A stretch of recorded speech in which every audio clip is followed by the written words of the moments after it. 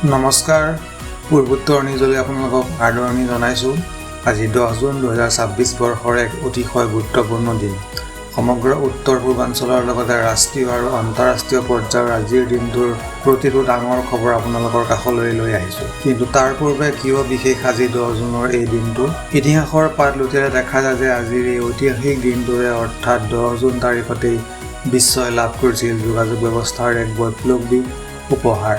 1880 চনৰ আজিৰ দিনটোতে বিশ্বত প্ৰথমবাৰৰ বাবে দুখন দেশ ক্ৰমে ইংলেণ্ড আৰু আমেৰিকাৰ মাজত পোনপটীয়া টেলিগ্ৰাফ সেৱা আৰম্ভ হৈছিল, যিয়ে সমগ্ৰ বিশ্বক একতাৰ সূতাৰে বান্ধি পেলাইছিল। ঠিক একেদৰে তথ্য প্ৰযুক্তি আৰু মহাকাশ বিজ্ঞানৰ ক্ষেত্ৰতো আজিৰ দিনটো ভাৰতৰ বাবে অত্যন্ত স্মৰণীয়। কাৰণ 2004 চনৰ আজিৰ দিনটোতে ভাৰতে ইয়াৰ প্ৰথমটো বতৰ বিজ্ঞান উপগ্ৰহ মেটছাটক সফলতাৰে কক্ষপথত স্থাপন কৰি মহাকাশত এক নতুন ইতিহাস ৰচনা কৰিছিল। ইতিহাসৰ এই বিশেষ ক্ষণসমূহক স্মৰণ কৰি এতিয়া আমি আগবাঢ়িছোঁ আজি 10 জুন 2026 তাৰিখৰ উত্তৰ পূবৰ লগতে দেশ বিদেশৰ আটাইতকৈ গুৰুত্বপূৰ্ণ খবৰসমূহৰ ফালে। প্ৰথম খবৰটো লৈ আহিছোঁ অসমে কঢ়িয়াই আনিব ডাঙৰ উপহাৰ।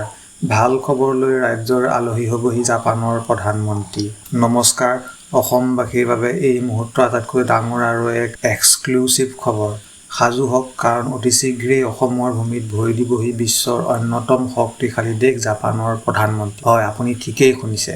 প্ৰতিদিন ৱেবছাইটত প্ৰকাশিত এক বিশেষ প্ৰতিবেদন অনুসৰি এক বৃহৎ আৰু শুভবাৰ্তা লৈ অসমৰ আলহী হ'বহি জাপানৰ ৰাষ্ট্ৰপতিগৰাকী। এয়া কেৱল এক সাধাৰণ কূটনৈতিক ভ্ৰমণেই নহয়, বৰঞ্চ অসমৰ উন্নয়নৰ বাবে ই এক ঐতিহাসিক ক্ষণ হিচাপে পৰিগণিত হ'বলৈ গৈ আছে। কিয় ইমান গুৰুত্বপূৰ্ণ এই ভ্ৰমণ? এয়া কেৱল এক সাধাৰণ কূটনৈতিক ভ্ৰমণেই নহয়, বৰঞ্চ অসমৰ বাবে ই এক ঐতিহাসিক ক্ষণ হিচাপে পৰিগণিত হ'বলৈ গৈ আছে। কিয় ইমান গুৰুত্বপূৰ্ণ এই ভ্ৰমণ?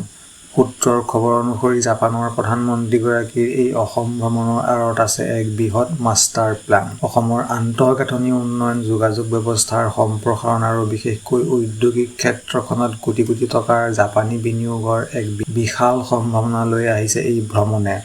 ইয়াৰ ফলত ৰাজ্যৰ সহস্ৰাধিক যুৱক-যুৱতীৰ বাবে মুকলি হ'ব কৰ্মসংস্থাপনৰ নতুন দুৱাৰ।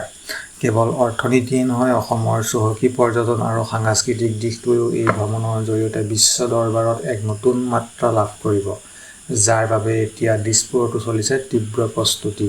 অসমৰ ভাগ্য সলনি কৰিব পৰা জাপানৰ প্ৰধানমন্ত্ৰীৰ এই গুৰুত্বপূৰ্ণ ভ্ৰমণৰ প্ৰতিটো লাইভ আপডেট আটাইতকৈ আগত পাবলৈ আপুনি চাই থাকক আমাৰ চেনেল। পৰৱৰ্তী খবৰলৈ আহিছোঁ বিশ্ব জয় মেঘালয়ৰ সন্তানৰ। কেটলিবেল বিশ্ব চেম্পিয়নশ্বিপত স্বৰ্ণৰ পদক আজুৰি আনিলে সন্দীপ শৰ্মাই। খেলপথাৰৰ পৰা এই মুহূৰ্তৰ এক অতি ডাঙৰ আৰু গৌৰৱৰ খবৰ। সমগ্ৰ উত্তৰ পূৰ্বাঞ্চল তথা দেশবাসীক গৌৰৱান্বিত কৰি বিশ্বৰ বুকুত জিলিকি উঠিল মেঘালয়ৰ এক সন্তান। হয়, বিশ্ব কেটলিবেল চেম্পিয়নশ্বিপত সোণৰ পদক জয় কৰি সমগ্ৰ বিশ্বতে তিৰংগা উৰুৱালে মেঘালয়ৰ সন্দীপ শৰ্মাই। ইষ্টমোজো ৱেবছাইটৰ এক বিশেষ প্ৰতিবেদন অনুসৰি অতি কঠিন প্ৰতিযোগিতাৰ অন্তত সন্দীপ শৰ্মাই নিজৰ অসাধাৰণ শক্তি আৰু মেধা প্ৰদৰ্শন কৰি এই ঐতিহাসিক সফলতা অৰ্জন কৰিছে। বিশ্বৰ হেজাৰ হেজাৰ পাকৈত খেলুৱৈক পিছ পেলাই কেটলিবেল লিফটিঙত তেওঁ লাভ কৰিলে এই খিতাপ। সংগ্ৰামৰ আন এক নাম সন্দীপ শৰ্মা। এই খবৰ অহাৰ পিছৰে পৰা সমগ্ৰ মেঘালয়ৰ লগতে উত্তৰ পূৰ্বাঞ্চলত এতিয়া উৎসৱমুখৰ পৰিৱেশ। শূন্যৰ পৰা আৰম্ভ কৰি বিশ্বৰ সৰ্বোচ্চ মঞ্চত স্বৰ্ণ পদক আজুৰি অনা সন্দীপৰ এই যাত্ৰা সঁচাকৈ প্ৰেৰণাদায়ক। তেওঁ প্ৰমাণ কৰি দেখুৱালে যে দৃঢ় ইচ্ছা আৰু কঠোৰ পৰিশ্ৰম থাকিলে যিকোনো লক্ষ্যত উপনীত হ'ব পাৰি। মেঘালয়ৰ এই সপোনৰ সন্তানগৰাকীৰ এনে অভূতপূৰ্ব সাফল্যৰ প্ৰতিটো খবৰ আৰু তেওঁৰ আৱেগিক প্ৰতিক্ৰিয়াৰ আটাইতকৈ আগত জানিবলৈ আপুনি চাই থাকক আমাৰ চেনেল। পৰৱৰ্তী খবৰলৈ আহিছোঁ তেজপুৰৰ লিচুৰ প্ৰেমত পৰিল কেন্দ্ৰীয় মন্ত্ৰী পীযূষ গোৱেল। আনহাতে এক বৃহৎ শুভবাৰ্তা লৈ অসমলৈ আহিছে জাপানৰ প্ৰধানমন্ত্ৰী। নমস্কাৰ, অসমবাসীৰ বাবে এই মুহূৰ্তৰ দুটাকৈ অতি ডাঙৰ আৰু এক্সক্লুচিভ খবৰ লৈ মই উপস্থিত হৈছোঁ। এফালে অসমৰ থলুৱা ফলৰ বিশ্বজোৰা সমাদৰ আৰু আনফালে আন্তঃৰাষ্ট্ৰীয় ৰাজনীতিৰ এক ঐতিহাসিক অধ্যায়। প্ৰথম খবৰটো তেজপুৰৰ পৰা। অসম গৌৰৱ GI টেগপ্ৰাপ্ত তেজপুৰৰ লিচুৰ সোৱাদ লৈ এতিয়া আত্মহাৰা স্বয়ং কেন্দ্ৰীয় মন্ত্ৰী পীযূষ গোৱেল। প্ৰতিদিন ৱেবছাইটৰ খবৰ অনুসৰি কেন্দ্ৰীয় মন্ত্ৰীগৰাকীয়ে তেজপুৰৰ লিচুৰ অমীয় সোৱাদ লৈ ইয়াৰ প্ৰশংসাত পঞ্চমুখ হৈ পৰে। ই কেৱল এটা ফলৰ সোৱাদ লোৱাই নহয়, বৰঞ্চ ইয়াৰ জৰিয়তে অসমৰ লিচুৰ বাবে গোলকীয় বজাৰত এক নতুন দুৱাৰ মুকলি হ'ব বুলি আশা কৰা হৈছে। কেন্দ্ৰীয় মন্ত্ৰী গোৱেলৰ এই সঁহাৰিয়ে স্বাভাৱিকতে উৎফুল্লিত কৰি তুলিছে ৰাজ্যৰ কৃষকসকলক। সাজু হওক অসমবাসী, কাৰণ অতি শীঘ্ৰেই অসমৰ ভূমিত ভৰি দিবহি বিশ্বৰ অন্যতম শক্তিশালী দেশ জাপানৰ প্ৰধানমন্ত্ৰীয়ে। প্ৰতিদিন ৱেবছাইটত প্ৰকাশিত আন এক বিশেষ প্ৰতিবেদন অনুসৰি এক বৃহৎ উপহাৰ আৰু শুভবাৰ্তা লৈ অসমৰ আলহী হ'বহি জাপানৰ ৰাষ্ট্ৰপ্ৰধানগৰাকী। কিয় ইমান গুৰুত্বপূৰ্ণ এই ভ্ৰমণ? সূত্ৰৰ খবৰ অনুসৰি জাপানৰ প্ৰধানমন্ত্ৰীৰ এই অসম ভ্ৰমণৰ আঁৰত আছে এক বিশাল মাষ্টাৰ প্লেন। অসমৰ আন্তঃগাঁথনি উন্নয়ন আৰু ঔদ্যোগিক ক্ষেত্ৰখনত কোটি কোটি টকাৰ জাপানী বিনিয়োগৰ এক বৃহৎ সম্ভাৱনাই কঢ়িয়াই আনিছে এই ভ্ৰমণে, যাৰ ফলত ৰাজ্যৰ সহস্ৰাধিক শিক্ষিত যুৱক-যুৱতীৰ বাবে সৃষ্টি হ'ব সংস্থাপনৰ এক নতুন দিগন্ত। দিছপুৰতো এতিয়া এই ঐতিহাসিক ভ্ৰমণক লৈ যুদ্ধকালীন প্ৰস্তুতি তুংগত উঠিছে। কেন্দ্ৰীয় মন্ত্ৰীৰ লিচুৰ সোৱাদ লোৱাৰ পৰা আৰম্ভ কৰি জাপানৰ প্ৰধানমন্ত্ৰীৰ অসম ভ্ৰমণৰ প্ৰতিটো লাইভ আপডেট আটাইতকৈ আগত পাবলৈ আপুনি চাই থাকক আমাৰ চেনেল। পৰৱৰ্তী খবৰলৈ আহিছোঁ অসমৰ বাবে ঐতিহাসিক ক্ষণ। এইবাৰ লণ্ডনৰ সাংসদত গৰজি উঠিব আউনীআটী সত্ৰৰ সত্ৰাধিকাৰ ডক্টৰ পীতাম্বৰ দেৱগোস্বামীৰ কণ্ঠ। সমগ্ৰ অসমবাসী সজোৰে সাজু হওক এক ঐতিহাসিক আৰু অভূতপূৰ্ব মুহূৰ্তৰ সাক্ষী হ'বলৈ। অসমৰ আধ্যাত্মিক আৰু সাংস্কৃতিক ইতিহাসত এইবাৰ সংযোজিত হ'বলৈ গৈ আছে এক সোণালী অধ্যায়। ব্ৰিটেইনৰ ৰাজধানী লণ্ডনৰ ঐতিহাসিক সংসদ ভৱনত এইবাৰ প্ৰতিধ্বনিত হ'ব অসমৰ শংকৰী সংস্কৃতিৰ জয়গান। হয়, আপুনি ঠিকেই শুনিছে। প্ৰতিদিন ৱেবছাইটত প্ৰকাশিত এক বিশেষ আৰু এক্সক্লুচিভ খবৰ অনুসৰি মাজুলীৰ ঐতিহাসিক শ্ৰী শ্ৰী আউনীআটী সত্ৰৰ সত্ৰাধিকাৰ বিশিষ্ট পণ্ডিত ডক্টৰ পীতাম্বৰ দেৱগোস্বামীয়ে বিশ্বৰ অন্যতম ক্ষমতাশালী সাংসদ অৰ্থাৎ লণ্ডন ব্ৰিটিছ সাংসদত প্ৰদান কৰিব এক বিশেষ ভাষণ।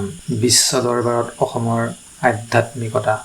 এয়া কেৱল এগৰাকী মহান সত্ৰাধিকাৰলৈ অহা নিমন্ত্ৰণেই নহয়, বৰঞ্চ সমগ্ৰ অসম, অসমীয়া আৰু মহাপুৰুষীয়া সত্ৰীয়া সংস্কৃতিৰ বাবে এক বিশ্বজোৰা স্বীকৃতি।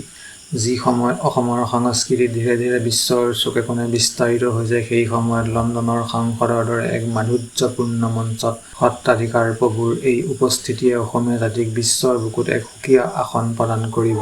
সূত্ৰৰ খবৰ অনুসৰি এই বিশেষ ভাষণৰ জৰিয়তে সত্ৰাধিকাৰ ডক্টৰ পীতাম্বৰ দেৱগোস্বামীয়ে অসমৰ চহকী সত্ৰীয়া সংস্কৃতি, আধ্যাত্মিক দৰ্শন আৰু বিশ্ব শান্তিৰ বাবে মহাপুৰুষ শ্ৰীমন্ত শংকৰদেৱ মাধৱদেৱৰ মহান অৱদানৰ কথা বিশ্ববাসীৰ আগত দাঙি ধৰিব। ইতিমধ্যে এই খবৰ বিয়পি পৰাৰ পিছতেই সমগ্ৰ ৰাজ্যৰ লগতে মাজুলীৰ আকাশ বতাহত এতিয়া আনন্দৰ জোৱাৰ উঠিছে। লণ্ডনৰ মাটিত অসমৰ ঐতিহাসিক গৌৰৱ যাত্ৰাৰ প্ৰতিটো খবৰ আৰু সত্ৰাধিকাৰ প্ৰভুৰ ভাষণৰ বিশেষ মুহূৰ্তসমূহ আটাইতকৈ আগত দেখুৱাম কেৱল আমাৰ চেনেলত। গতিকে পলম নকৰি এতিয়াই আপুনি আমাৰ চেনেলটো ছাবস্ক্ৰাইব কৰি লওক। পৰৱৰ্তী খবৰলৈ আহিছোঁ অৱশেষত অন্ত পৰিল দীৰ্ঘদিনীয়া ত্ৰাসৰ।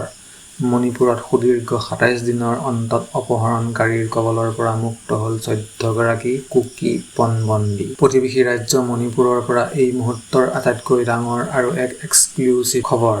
সুদীৰ্ঘ ২৭ দিন ধৰি চলি থকা এক ভয়ংকৰ অপহৰণ নাটকৰ অৱশেষত নাটকীয় অৱসান ঘটিছে। মৃত্যুৰ মুখৰ পৰা উভতি আহিছে ১৪টাকৈ সজীৱ প্ৰাণ। হয়, আপুনি ঠিকেই শুনিছে। ইষ্টমজু ৱেবছাইটত প্ৰকাশিত এক বিশেষ প্ৰতিবেদন অনুসৰি মণিপুৰত বিগত প্ৰায় এমাহ ধৰি অজ্ঞাত স্থানত বন্দী কৰি ৰখা ১৪গৰাকী কুকি সম্প্ৰদায়ৰ পণবন্দীক অৱশেষত অপহৰণকাৰীৰ কবলৰ পৰা সুৰক্ষিতভাৱে মুক্ত কৰা হৈছে। এই খবৰে এতিয়া কেৱল মণিপুৰতে নহয়, সমগ্ৰ উত্তৰ-পূৰ্বাঞ্চলতে তীব্ৰ চাঞ্চল্যৰ সৃষ্টি কৰিছে। কেনেকৈ সম্ভৱ হ'ল এই অসম্ভৱ উদ্ধাৰ অভিযান? জানিব পৰা মতে বিগত ২৭ দিন ধৰি এই ১৪গৰাকী লোকৰ পৰিয়ালটো এক অত্যন্ত যন্ত্ৰণাদায়ক আৰু ত্ৰাসৰ মাজত দিন কটাইছিল। প্ৰতিটো পল যেন আছিল একোটা যুগৰ দৰে। কিন্তু প্ৰশাসন, নিৰাপত্তা বাহিনী আৰু স্থানীয় অসামৰিক সংগঠনসমূহৰ ধাৰাবাহিক প্ৰচেষ্টা তথা তীব্ৰ হেঁচাৰ অন্তত অপহৰণকাৰী গোটে তেওঁলোকক মুকলি কৰি দিবলৈ বাধ্য হয়। মুক্ত হৈ অহা লোকসকল বৰ্তমান সুৰক্ষিত স্থানত আছে আৰু তেওঁলোকৰ স্বাস্থ্য পৰীক্ষাৰ ব্যৱস্থা কৰা হৈছে। যদিও তেওঁলোক মানসিকভাৱে যথেষ্ট ভাঙি পৰিছে, তথাপিও সুদীৰ্ঘ ২৭ দিনৰ অন্তত পৰিয়ালৰ লোকক কাষত পাই সকলোৱে এক স্বস্তিৰ নিশ্বাস পেলাইছে। মণিপুৰৰ অশান্ত জৰ্জৰ পৰিৱেশৰ মাজত এই ১৪গৰাকী পণবন্দীৰ মুক্তিৰ খবৰে শান্তি প্ৰক্ৰিয়াক কিছু পৰিমাণে হ'লেও সকাহ দিব বুলি আশা কৰা হৈছে। এই সমগ্ৰ ঘটনাৰ অন্তৰালৰ ৰহস্য আৰু পৰৱৰ্তী প্ৰতিটো ডাঙৰ আপডেট আটাইতকৈ আগত পাবলৈ আপুনি চাই থাকক আমাৰ চেনেল পূৰ্বোত্তৰ। পৰৱৰ্তী খবৰলৈ আহিছোঁ মানসিক স্বাস্থ্যৰ যুঁজত ডাঙৰ সফলতা। ছিক্কিমত অভূতপূৰ্ব হাৰত হ্ৰাস পালে আত্মহত্যাৰ ঘটনা, সমগ্ৰ দেশৰে দৃষ্টি আকৰ্ষণ। উত্তৰ পূৰ্বাঞ্চলৰ পৰা এই মুহূৰ্তৰ এক অতি গুৰুত্বপূৰ্ণ আৰু ইতিবাচক খবৰ। যি সময়ত সমগ্ৰ বিশ্বতে মানসিক অৱসাদ আৰু হতাশা এক ডাঙৰ প্ৰত্যাহ্বান হৈ পৰিছে, ঠিক তেনে সময়তে চুবুৰীয়া ৰাজ্য ছিকিমে দেখুৱাইছে এক আশাৰ ৰেঙনি। এক ভয়ংকৰ অন্ধকাৰৰ পৰা পোহৰৰ দিশে গতি কৰিছে পাহাৰীয়া ৰাজ্যখনে। হয়, ইষ্ট মজু ৱেবছাইটত প্ৰকাশিত এক বিশেষ প্ৰতিবেদন অনুসৰি বিগত ৩টা বছৰত ছিকিমত নাটকীয়ভাৱে হ্ৰাস পাইছে আত্মহত্যাৰ হাৰ। একালত দেশৰ ভিতৰতে এই ক্ষেত্ৰত চিন্তাৰ কাৰণ হৈ পৰিছিল। ছিকিমে এতিয়া এক ডাঙৰ আৰু যোগাত্মক পৰিৱৰ্তন আনিবলৈ সক্ষম হৈছে। কিন্তু কেনেকৈ সম্ভৱ হ'ল এই বৃহৎ পৰিৱৰ্তন? জানিব পৰা মতে এয়া কোনো মেজিক বা যাদু নহয়, বৰঞ্চ ইয়াৰ আঁৰত আছে ছিক্কিম চৰকাৰ, স্বাস্থ্য বিভাগ আৰু ভিন্ন সামাজিক সংগঠনৰ এক দীৰ্ঘদিনীয়া পৰিকল্পিত প্ৰচেষ্টা। বিগত ৩ বছৰ ধৰি ছিকিমত তৃণমূল পৰ্যায়ৰ পৰা স্কুল কলেজলৈকে ব্যাপক হাৰত চলোৱা হৈছিল মানসিক স্বাস্থ্য সজাগতা অভিযান। কাউন্সেলিঙৰ ব্যৱস্থা সুদৃঢ় কৰা, ২৪ ঘণ্টীয়া হেল্পলাইন সেৱা সক্ৰিয় কৰি তোলা আৰু সমাজত মানসিক স্বাস্থ্যক লৈ থকা কুসংস্কাৰ দূৰ কৰাৰ বাবে আজি ছিকিমে এই সফলতা অৰ্জন কৰিছে। যি ছিকিমক লৈ এসময়ত সকলো চিন্তিত আছিল, সেই ছিকিমে এতিয়া প্ৰমাণ কৰি দেখুৱালে যে সঠিক সময়ত হাত মেলি দিলে আৰু মানসিক অৱসাদৰ বিৰুদ্ধে সজোৰে থিয় দিলে হাজাৰ হাজাৰ মূল্যৱান জীৱন ৰক্ষা কৰিব পৰা যায়। ছিক্কিমৰ এই প্ৰেৰণাদায়ক খবৰে এতিয়া সমগ্ৰ দেশৰে দৃষ্টি আকৰ্ষণ কৰিছে। এই সন্দৰ্ভত অধিক তথ্য আৰু উত্তৰ পূৰ্বাঞ্চলৰ প্ৰতিটো গুৰুত্বপূৰ্ণ খবৰ আটাইতকৈ আগত পাবলৈ আপুনি আমাৰ চেনেলটো চাই থাকক আৰু ছাবস্ক্ৰাইব কৰি লওক।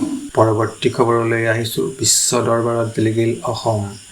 বাণিজ্য আৰু যোগাযোগৰ জৰিয়তে ভাৰত-ইউৰোপীয় ইউনিয়নৰ সম্পৰ্ক মজবুত কৰিব অসমে, ক'লে মুখ্যমন্ত্ৰী হিমন্ত বিশ্ব শৰ্মাই। অসমবাসীৰ বাবে এই মুহূৰ্তৰ এক অতিশয় গুৰুত্বপূৰ্ণ আৰু দূৰদৰ্শী খবৰ। গোলকীয় কূটনীতি আৰু বাণিজ্যৰ ক্ষেত্ৰত এইবাৰ অতি সক্ৰিয় তথা বলিষ্ঠ ভূমিকা ল'বলৈ সাজু হৈছে আমাৰ অসম।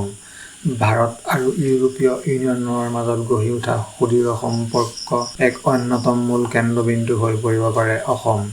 হয়, আপুনি ঠিকেই শুনিছে। দাম্বুৰং এক্সপ্ৰেছ ৱেবছাইটত প্ৰকাশিত এক বিশেষ প্ৰতিবেদন অনুসৰি মুখ্যমন্ত্ৰী ডক্টৰ হিমন্ত বিশ্ব শৰ্মাই এক অত্যন্ত গুৰুত্বপূৰ্ণ মন্তব্য কৰিছে।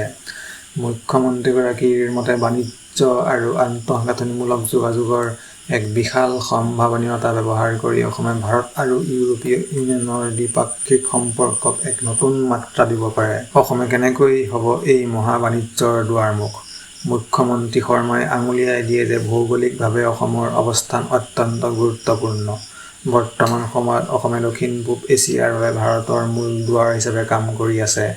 ঠিক একেদৰে যদিহে থলুৱা উৎপাদন, প্ৰাকৃতিক সম্পদ আৰু যোগাযোগ ব্যৱস্থা সঠিক ব্যৱহাৰ কৰা হয়, তেন্তে অসমে ইউৰোপীয় ইউনিয়নৰ বিশাল বজাৰখনৰ সৈতেও ভাৰতৰ ব্যৱসায়িক সম্পৰ্ক বহুখিনি শক্তিশালী কৰিব পাৰিব। ই কেৱল এটা চৰকাৰী মন্তব্যই নহয়, বৰঞ্চ ইয়াৰ আঁৰত আছে অসমৰ অৰ্থনৈতিক এক গোলকীয় পৰিচয় দিয়াৰ এক বৃহৎ পৰিকল্পনা। ইয়াৰ ফলত ৰাজ্যখনলৈ আহিব বিশাল বৈদেশিক বিনিয়োগ, সৃষ্টি হ'ব লাখ লাখ নিয়োগৰ সুযোগ আৰু অসমৰ থলুৱা উদ্যোগসমূহে লাভ কৰিব এক আন্তঃৰাষ্ট্ৰীয় মঞ্চ। বিশ্বৰ বুকুত অসমক এক নতুন শক্তি হিচাপে প্ৰতিষ্ঠা কৰিব বিচৰা এই গুৰুত্বপূৰ্ণ মাষ্টাৰ প্লানৰ প্ৰতিটো খবৰ আৰু সবিশেষ তথ্য আটাইতকৈ আগত পাবলৈ আপুনি চাই থাকক আমাৰ চেনেল পূৰ্বোত্তৰ। পৰৱৰ্তী খবৰলৈ আহিছোঁ। ডিব্ৰুগড় চাঞ্চল্যকৰ অপহৰণ কাণ্ডত নাটকীয় মূৰ। আৰক্ষীৰ তদন্তত ওলাই পৰিল আচল সত্য, অপহৰণৰ ঘটনা সমূলি খাৰিজ। ডিব্ৰুগড়ৰ পৰা এই মুহূৰ্তৰ আটাইতকৈ ডাঙৰ আৰু এক বিস্ফোৰক খবৰ, যিটো ঘটনাক লৈ সমগ্ৰ ডিব্ৰুগড় চহৰত এক তীব্ৰ আতংক আৰু হাই প্ৰফাইল অপহৰণৰ খবৰে তোলপাৰ লগাইছে। সেই ঘটনাৰ আঁৰৰ ৰহস্য এতিয়া পোহৰলৈ আহিছে। খোদ আৰক্ষীৰ তদন্তত ওলাই পৰিছে এনে এক সত্য, যি সত্যই এতিয়া সকলোকে আচৰিত কৰি তুলিছে। হয়, আপুনি ঠিকেই শুনিছে। দ্য চেণ্টিনেল ৱেবছাইটত প্ৰকাশিত এক বিশেষ প্ৰতিবেদন অনুসৰি ডিব্ৰুগড়ত সংঘটিত হোৱা বুলি চৰ্চা হোৱা তথাকথিত অপহৰণৰ সমগ্ৰ গোচৰটোৱে এতিয়া লৈছে এক সম্পূৰ্ণ নাটকীয় মূৰ। ডিব্ৰুগড় আৰক্ষীয়ে চলোৱা ক্ষীপ্ৰ আৰু সঘন তদন্তৰ অন্তত এয়া কোনো অপহৰণৰ ঘটনা নহয় বুলি স্পষ্টকৈ খাৰিজ কৰি দিছে। তেনেহ'লে আচলতে কি ঘটিছিল সেইদিনা? প্ৰথম অৱস্থাত যিটো ঘটনাক চোৰাংচোৱা বা কোনো অপৰাধী চক্ৰৰ দ্বাৰা কৰা অপহৰণ বুলি সন্দেহ কৰা হৈছিল, আৰক্ষীৰ সূক্ষ্ম পৰ্যবেক্ষণ আৰু CCTV ফুটেজত তথা তথ্য প্ৰমাণৰ ভিত্তিত সেই সমগ্ৰ কাহিনী এতিয়া ওলট-পালট হৈ পৰিছে। আৰক্ষী সূত্ৰই প্ৰকাশ কৰা মতে যাক লৈ সমগ্ৰ হুলস্থুল সৃষ্টি হৈছিল তেওঁ আচলতে কোনো অপহৰণকাৰীৰ কবলত পৰা নাছিল, বৰঞ্চ ইয়াৰ আঁৰত আছিল সম্পূৰ্ণ ব্যক্তিগত কাৰণ আৰু এক ভুল বুজাবুজি, যাক পৰিকল্পিত অপহৰণ সজাবলৈ চেষ্টা কৰা হৈছিল। আৰক্ষীৰ এই ডাঙৰ খোলাচাৰ পিছত ডিব্ৰুগড়বাসীয়ে অৱশেষত এক স্বস্তিৰ নিশ্বাস পেলাইছে যদিও এই মিছা অপহৰণৰ নাটকে এতিয়া সমগ্ৰ অঞ্চলটোত এক নতুন চৰ্চাৰ সৃষ্টি কৰিছে। কিয় আৰু কাৰ স্বাৰ্থত এই নাটক কৰা হৈছিল তাকে লৈ এতিয়া আৰক্ষীয়ে আইনী প্ৰক্ৰিয়া আৰম্ভ কৰিছে। ডিব্ৰুগড়ৰ এই হাই প্ৰফাইল ঘটনাৰ আঁৰৰ প্ৰকৃত সত্য আৰু এই সন্দৰ্ভত আৰক্ষীৰ পৰৱৰ্তী পদক্ষেপৰ প্ৰতিটো খবৰ আটাইতকৈ আগত পাবলৈ আপুনি চাই থাকক আমাৰ চেনেল পূৰ্বোত্তৰ। পৰৱৰ্তী খবৰলৈ আহিছোঁ। ভাৰতৰ এক্ট ইষ্ট পলিচিত নতুন জোৱাৰ, ইতিহাস ৰচি অসম আৰু ইউৰোপীয় ইউনিয়নৰ মাজত স্বাক্ষৰিত হ'ল বৃহৎ দ্বিপাক্ষিক চুক্তি। অসম তথা সমগ্ৰ দেশৰ বাবে এই মুহূৰ্তৰ আটাইতকৈ ডাঙৰ আৰু ঐতিহাসিক খবৰ। ভাৰত চৰকাৰৰ সপোনৰ এক্ট ইষ্ট পলিচিক এক অভূতপূৰ্ব গতি প্ৰদান কৰি এইবাৰ বিশ্বৰ দৰবাৰত জিলিকি উঠিল আমাৰ অসম। ইউৰোপৰ বিশাল শক্তিৰ সৈতে হাত মিলালে অসমে। হয়, আপুনি ঠিকেই শুনিছে। দ্য চেণ্টিনেল ৱেবছাইটত প্ৰকাশিত এক বিশেষ আৰু এক্সক্লুচিভ প্ৰতিবেদন অনুসৰি অসম আৰু ইউৰোপীয় ইউনিয়নৰ মাজত এক বৃহৎ দ্বিপাক্ষিক সহযোগিতা চুক্তি সম্পন্ন হৈছে। এয়া কেৱল এখন সাধাৰণ চুক্তি নহয়, বৰঞ্চ ইয়াৰ জৰিয়তে অসম এতিয়া দক্ষিণ-পূব এছিয়া আৰু ইউৰোপৰ মাজত এক শক্তিশালী বাণিজ্যৰ মহাসংযোগকাৰী কেন্দ্ৰবিন্দু হৈ পৰিব। অসমৰ ভাগ্য সলনি কৰিব পৰা এই চুক্তিত কি আছে? জানিব পৰা মতে এই ঐতিহাসিক মিত্ৰতাৰ মূল লক্ষ্য হৈছে অসমৰ আন্তঃগাঁথনিৰ আধুনিক নৱীকৰণযোগ্য শক্তিৰ সম্প্ৰসাৰণ আৰু ব্যৱসায় বাণিজ্যৰ এক বিশাল নেটৱৰ্ক গঢ়ি তোলা। ইউৰোপীয় ইউনিয়নে এতিয়া অসমৰ জলবায়ু পৰিৱৰ্তনৰ মোকাবিলা কৰিব পৰা প্ৰযুক্তি আৰু অৰ্থনৈতিক উন্নয়নত পোনপটীয়াকৈ সহযোগিতা আগবঢ়াব, যাৰ ফলত ৰাজ্যখনলৈ আহিব হাজাৰ হাজাৰ কোটি টকাৰ বিদেশী বিনিয়োগ আৰু মুকলি হ'ব লাখ লাখ নিয়োগৰ নতুন পথ। এক্ট ইষ্ট পলিচিৰ অধীনত অসমে যি গুৰুত্বপূৰ্ণ ভূমিকা ল'বলৈ গৈ আছে, ই সমগ্ৰ উত্তৰ পূৰ্বাঞ্চলৰে অৰ্থনৈতিক ছবিখন সম্পূৰ্ণ সলনি কৰি পেলাব। দিছপুৰৰ বলিষ্ঠ নেতৃত্ব আৰু আন্তঃৰাষ্ট্ৰীয় পৰ্যায়ৰ এই মহামিত্ৰতাই এতিয়া প্ৰমাণ কৰিছে যে বিশ্ব বজাৰত অসমৰ শক্তি আৰু গুৰুত্ব কিমান বৃদ্ধি পাইছে।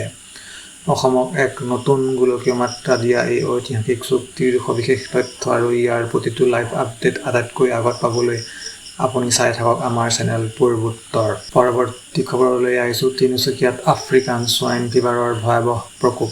গাহৰিৰ মাংস বিক্ৰী আৰু পৰিবহণৰ ওপৰত জিলা প্ৰশাসনৰ জৰুৰী নিষেধাজ্ঞা। এই মুহূৰ্তত ৰাজ্যৰ গাহৰি পালক তথা মাংসপ্ৰিয় ৰাইজৰ বাবে আহিছে এক অতি ডাঙৰ আৰু চিন্তাজনক খবৰ। তিনিচুকীয়া জিলাত এতিয়া তীব্ৰ আতংকৰ সৃষ্টি কৰিছে এক মাৰাত্মক ভাইৰাছে। মহামাৰীৰ ৰূপ লৈ পুনৰ অসমত প্ৰৱেশ কৰিছে আফ্ৰিকান সোৱাইন ফিভাৰ। হয়, আপুনি ঠিকেই শুনিছে। দ্য চেণ্টিনেল ৱেবছাইটত প্ৰকাশিত এক বিশেষ প্ৰতিবেদন অনুসৰি তিনিচুকীয়া জিলাৰ কেইবাটাও অঞ্চলত এতিয়া আফ্ৰিকান সোৱাইন ফিভাৰৰ প্ৰকোপে বৃদ্ধি পোৱাৰ পিছতেই জিলা প্ৰশাসনে লৈছে এক অত্যন্ত কঠোৰ আৰু জৰুৰী পদক্ষেপ। সমগ্ৰ জিলাখনতে গাহৰিৰ মাংসৰ কিনা-বেচা, সৰবৰাহ আৰু গাহৰিৰ পৰিবহণৰ ওপৰত সম্পূৰ্ণ নিষেধাজ্ঞা আৰোপ কৰা হৈছে। প্ৰশাসনৰ এই বৃহৎ সিদ্ধান্তৰ আঁৰৰ কাৰণ কি? জানিব পৰা মতে জিলাখনৰ কেইবাখনো ফাৰ্মত অস্বাভাৱিকভাৱে গাহৰিৰ মৃত্যু হ'বলৈ ধৰাৰ পিছতেই নমুনা পৰীক্ষা কৰা হৈছিল আৰু তাতেই এই মাৰাত্মক ভাইৰাছৰ উপস্থিতি ধৰা পৰে। এই ৰোগ যাতে জিলাখনৰ আন প্ৰান্তলৈ বিয়পি পৰিব নোৱাৰে তাৰ বাবে প্ৰশাসনে আক্ৰান্ত অঞ্চলসমূহক সংক্ৰমিত মণ্ডল বা কণ্টেইনমেণ্ট জোন হিচাপে ঘোষণা কৰিছে। এই নিষেধাজ্ঞা বলবৎ থকাৰ সময়ছোৱাত কোনো ব্যক্তিয়ে জিলাখনৰ ভিতৰলৈ গাহৰি আনিব নোৱাৰিব আৰু জিলাখনৰ পৰা বাহিৰলৈকো পঠিয়াব নোৱাৰিব। ইয়াৰ ফলত গাহৰি মাংসৰ দোকানসমূহ অনিৰ্দিষ্টকাললৈ বন্ধ ৰখাৰ নিৰ্দেশ দিয়া হৈছে। প্ৰশাসনৰ এই আকস্মিক নিষেধাজ্ঞাৰ ফলত স্থানীয় ব্যৱসায়ী আৰু গাহৰি পালকসকল এতিয়া এক ডাঙৰ লোকচানৰ মুখামুখি হৈছে যদিও পৰিস্থিতি নিয়ন্ত্ৰণৰ বাবে এয়া অত্যন্ত জৰুৰী আছিল। জিলা প্ৰশাসনে ৰাইজক কোনো ধৰণৰ উৰা বাতৰিত ভৰি নিদিবলৈ আৰু গাহৰিৰ অস্বাভাৱিক মৃত্যু হ'লে লগে লগে পশুপালন বিভাগক অৱগত কৰিবলৈ অনুৰোধ জনাইছে। তিনিচুকীয়াৰ এই ভয়াৱহ পৰিস্থিতিৰ প্ৰতিটো লাইভ আপডেট আৰু প্ৰশাসনৰ পৰৱৰ্তী নিৰ্দেশনা আটাইতকৈ আগত পাবলৈ আপুনি চাই থাকক আমাৰ চেনেল পূৰ্বোত্তৰ। পৰৱৰ্তী খবৰলৈ আহিছোঁ। উত্তৰ পূৰ্বাঞ্চলৰ অন্নদাতাসকলৰ বাবে মোদী চৰকাৰৰ ডাঙৰ উপহাৰ। 3খনকৈ ৰাজ্যৰ বাবে মুকলি হ'ল বিশেষ কিষাণ হেল্পলাইন কেন্দ্ৰ। উত্তৰ পূৰ্বাঞ্চলৰ লাখ লাখ কৃষক ভাই ভনীসকলৰ বাবে এই মুহূৰ্তৰ আটাইতকৈ ডাঙৰ আৰু এক অতিশয় আনন্দৰ খবৰ। এতিয়াৰে পৰা আমাৰ কৃষকসকলৰ খেতি-বাতিৰ যিকোনো সমস্যা বা চৰকাৰী আঁচনিৰ তথ্য লাভ কৰাটো হৈ পৰিব আৰু সহজ। কাৰণ উত্তৰ-পূবৰ 3খনকৈ গুৰুত্বপূৰ্ণ ৰাজ্যৰ কৃষকসকলক সহায় কৰিবলৈ চৰকাৰে মুকলি কৰিছে এক বিশেষ উপহাৰ। হয়, আপুনি ঠিকেই শুনিছে। দ্য চেণ্টিনেল ৱেবছাইটত প্ৰকাশিত এক বিশেষ প্ৰতিবেদন অনুসৰি উত্তৰ-পূৰ্বাঞ্চলৰ 3খন ৰাজ্যৰ কৃষক সমাজৰ সৰ্বাংগীন কল্যাণ আৰু কৃষিকাৰ্যক অধিক লাভজনক কৰি তোলাৰ উদ্দেশ্যে আনুষ্ঠানিকভাৱে মুকলি কৰা হৈছে এক ডেডিকেটেড কিষাণ হেল্পলাইন কেন্দ্ৰ। চৰকাৰৰ এই অভিনৱ পদক্ষেপে এতিয়া অঞ্চলটোৰ কৃষিখণ্ডত এক নতুন বিপ্লৱৰ সূচনা কৰিছে। কেনেকৈ উপকৃত হ'ব আমাৰ কৃষকসকল? জানিব পৰা মতে এই বিশেষ হেল্পলাইন কেন্দ্ৰটোৰ জৰিয়তে 3খন ৰাজ্যৰ কৃষকসকলে কেৱল এটা ফোন কলৰ জৰিয়তে লাভ কৰিব পাৰিব কৃষি বিজ্ঞানৰ শেহতীয়া প্ৰযুক্তি, উন্নত বীজ, সাৰৰ সঠিক ব্যৱহাৰ আৰু বতৰৰ আগজাননীৰ দৰে গুৰুত্বপূৰ্ণ তথ্য। ইয়াৰ উপৰিও চৰকাৰী সাহায্য আৰু বিভিন্ন কিষাণ আঁচনিসমূহ কেনেকৈ লাভ কৰিব পাৰি তাৰো অধিক খৰতকীয়া সমাধান এই কেন্দ্ৰৰ জৰিয়তে বিশেষজ্ঞসকলে কৃষকসকলক প্ৰদান কৰিব। যিহেতু উত্তৰ-পূৰ্বাঞ্চলৰ এক বৃহৎ অংশৰ জীৱিকা কৃষিয়েই, গতিকে এই হেল্পলাইন কেন্দ্ৰই কৃষকসকলক মধ্যভোগী শোষণৰ পৰা ৰক্ষা কৰাৰ লগতে তেওঁলোকৰ উৎপাদন আৰু উপাৰ্জন দুয়োটা বৃদ্ধিতে সহায় কৰিব। আধুনিক কৃষিৰ দিশে উত্তৰ-পূৰ্বাঞ্চলক আগুৱাই নিবলৈ চৰকাৰে লোৱা এই পদক্ষেপক এতিয়া সকলোৱে আদৰণি জনাইছে। কৃষকসকলৰ ভাগ্য সলনি কৰিব পৰা এই কিষাণ হেল্পলাইন কেন্দ্ৰৰ নম্বৰসমূহ আৰু ইয়াৰ সবিশেষৰ কৰ্মপদ্ধতিৰ প্ৰতিটো খবৰ আটাইতকৈ আগত পাবলৈ চাই থাকক আমাৰ চেনেল পূৰ্বোত্তৰ। পৰৱৰ্তী খবৰলৈ আহিছোঁ। ট্ৰাম্পৰ ক্ৰিপ্টো মাষ্টাৰ প্লেন। ডনাল্ড ট্ৰাম্পৰ খেলত কেৱল নিজ পৰিয়ালৰে আহে লাভ। সাধাৰণ ক্ৰিপ্টো বিনিয়োগকাৰী হ'ব লগা হৈছে সৰ্বশান্ত। বিশ্ব অৰ্থনীতি আৰু ক্ৰিপ্টো কাৰেন্সিৰ বজাৰৰ পৰা এই মুহূৰ্তৰ আটাইতকৈ ডাঙৰ আৰু এক বিস্ফোৰক খবৰ। যদি আপুনিও ডিজিটেল মুদ্ৰা বা ক্ৰিপ্টো বজাৰত পইচা বিনিয়োগ কৰে, তেন্তে আমেৰিকাৰ ৰাষ্ট্ৰপতি ডনাল্ড ট্ৰাম্পৰ এই নতুন ক্ৰিপ্টো নীতিৰ আঁৰৰ ভয়ংকৰ সত্যটো জনাটো আপোনাৰ বাবে অত্যন্ত জৰুৰী। হয়, বিশ্ববিখ্যাত সংবাদ প্ৰতিষ্ঠান ৰয়টাৰ্ছ ৱেবছাইটত প্ৰকাশিত এক চাঞ্চল্যকৰ বিশ্লেষণাত্মক প্ৰতিবেদন অনুসৰি ডনাল্ড ট্ৰাম্পৰ ক্ৰিপ্টো প্লেবুক অৰ্থাৎ তেওঁৰ ক্ৰিপ্টো ব্যৱসায়িক নীতিৰ আঁৰত আছে এক ডাঙৰ ৰহস্য। প্ৰতিবেদনত স্পষ্টকৈ কোৱা হৈছে যে এই ক্ৰিপ্টো খেলত ট্ৰাম্প আৰু তেওঁৰ পৰিয়ালে সদায় কোটি কোটি টকা লাভ অৰ্জন কৰে, কিন্তু ইয়াৰ বিপৰীতে সাধাৰণ বিনিয়োগকাৰীসকলে লাভ কৰে কেৱল শূন্য। কিন্তু কেনেকৈ চলে ট্ৰাম্প পৰিয়ালৰ এই ক্ৰিপ্টো সাম্ৰাজ্য? ৰয়টাৰ্ছৰ খবৰ অনুসৰি ট্ৰাম্প আৰু তেওঁৰ পুত্ৰই অলপতে আৰম্ভ কৰা নতুন ক্ৰিপ্টো প্ৰকল্পসমূহত এনে কিছুমান নিয়ম ৰখা হৈছে যাৰ ফলত প্ৰকল্পটো লাভজনক হওক বা নহওক, ট্ৰাম্প পৰিয়ালৰ পকেটলৈ কোটি কোটি ডলাৰ যোৱাটো একেবাৰে নিশ্চিত।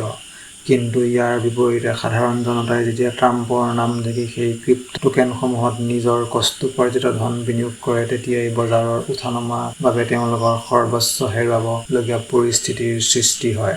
বিশেষজ্ঞসকলৰ মতে ইয়াৰ জৰিয়তে ট্ৰাম্প পৰিয়ালে নিজৰ ক্ষমতা আৰু জনপ্ৰিয়তাক ব্যৱহাৰ কৰি কোনো বিপদাশংকা নোলোৱাকৈ এক বিশাল অৰ্থনৈতিক সুৰক্ষা বলয় গঢ়ি তুলিছে। কিন্তু সেই একে সময়তে লাখ লাখ সাধাৰণ বিনিয়োগকাৰী এতিয়া এক গভীৰ অনিশ্চয়তাৰ অন্ধকাৰত সোমাই পৰিছে। বিশ্ব ক্ৰিপ্টো বজাৰ জোকাৰি যোৱা ট্ৰাম্প পৰিয়ালৰ এই ক্ৰিপ্টো নীতিৰ সবিশেষ তথ্য আৰু ইয়াৰ প্ৰতিটো পৰৱৰ্তী ডাঙৰ আপডেট আটাইতকৈ আগত জানিবলৈ চাই থাকক আমাৰ চেনেল পূৰ্বোত্তৰ। পৰৱৰ্তী খবৰলৈ আহিছোঁ। বক্স অফিচ জোকাৰিবলৈ পুনৰ সাজু ছানী দেওল। অহা আগষ্ট মাহত ছবিগৃহলৈ আহি আছে দেশপ্ৰেমমূলক মেগা ছবি বাটৱাৰা 1947। ছবি জগতৰ পৰা এই মুহূৰ্তৰ আটাইতকৈ ডাঙৰ আৰু এক এক্সক্লুচিভ ধামাকা খবৰ। আপুনি যদি বলিউডৰ একশ্যন কিং ছানী দেওলৰ ডায়লগ আৰু তেওঁৰ 2.5 কিলোকা হাতৰ অনুৰাগী, তেন্তে সাজু হৈ যাওক, কাৰণ আকৌ এবাৰ ডাঙৰ পৰ্দাত গৰজি উঠিবলৈ সম্পূৰ্ণ সাজু হৈছে আপোনাৰ প্ৰিয় তাৰকাগৰাকী। হয়, আপুনি ঠিকেই শুনিছে। দ্য চেণ্টিনেল ৱেবছাইটত প্ৰকাশিত এক বিশেষ প্ৰতিবেদন অনুসৰি এক অত্যন্ত শক্তিশালী আৰু দেশপ্ৰেমমূলক কাহিনীলৈ পুনৰ ছবিগৃহলৈ অনবদ্য প্ৰত্যাৱৰ্তন ঘটিব ছানী দেওলৰ।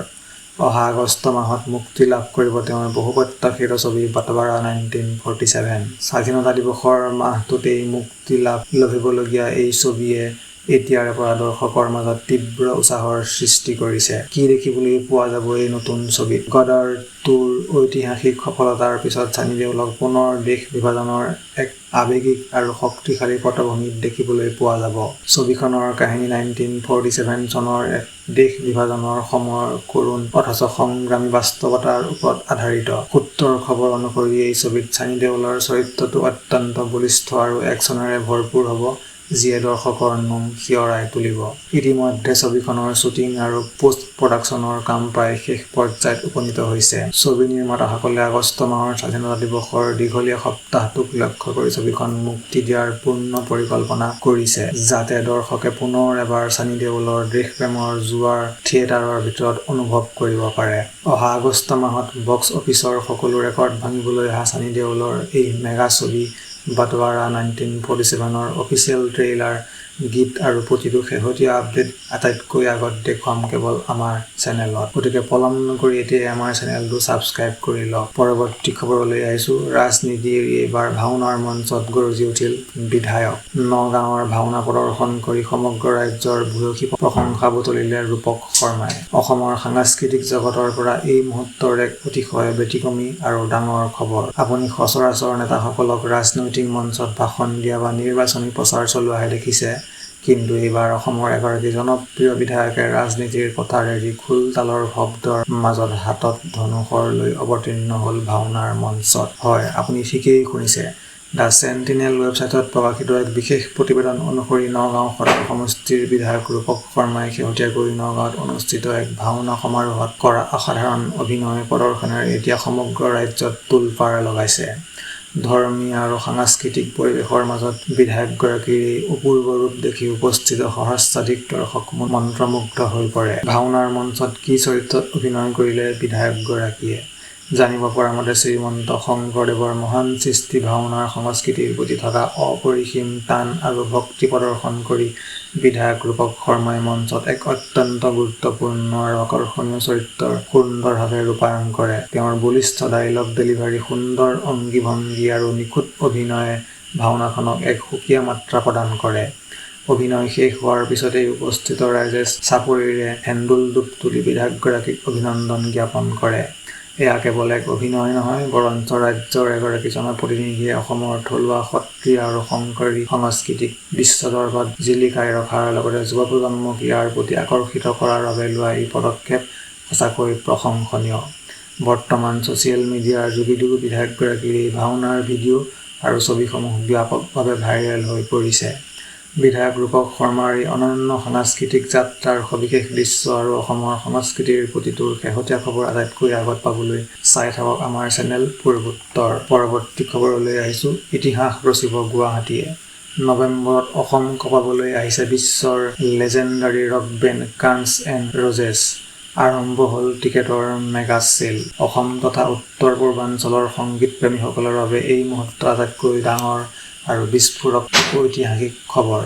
আপোনাৰ তেজত যদি ৰক মিউজিকৰ উন্মাদনা আছে, তেন্তে চিঞৰি উঠক, কাৰণ বিশ্ব সংগীত জগতৰ আটাইতকৈ ডাঙৰ আৰু কিংবদন্তি rock band Guns N' Roses এইবাৰ লাইভ প্ৰদৰ্শন কৰিবলৈ আহি আছে আমাৰ গুৱাহাটীৰ মাটিত। হয়, আপুনি ঠিকেই শুনিছে, এয়া কোনো সপোন নহয়। দ্য চেণ্টিনেল ৱেবছাইটত প্ৰকাশিত এক বিশেষ প্ৰতিবেদন অনুসৰি অহা 17 নৱেম্বৰত গুৱাহাটীৰ খানাপাৰাত পশু চিকিৎসা মহাবিদ্যালয়ৰ খেলপথাৰত অনুষ্ঠিত হ'ব এই মেগা কনচাৰ্ট।